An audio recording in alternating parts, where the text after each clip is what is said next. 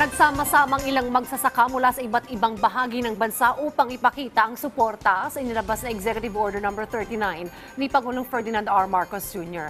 Ayon sa mga magsasaka, ang 41 pesos per kilo ng regular milled rice at 45 pesos na well-milled rice ay abot kaya na ng mga Pilipino. Naunawaan umano nila ang hakbang ni Pangulong Marcos Jr. Sinabi pa ng grupo na may ilang palay farmers ang tumaas ang kita mula nung ipatupad ang EO 39. Tiniyak naman nila sa publiko na imposibleng magkaroon ng shortage ng bigas dahil mayroong sapat na supply ng palay at papalapit na rin ang anihan. EO na pinalabas kasi lahat po ng mamamayan dito po sa atin, sa buong Pilipinas ay makikinabang po.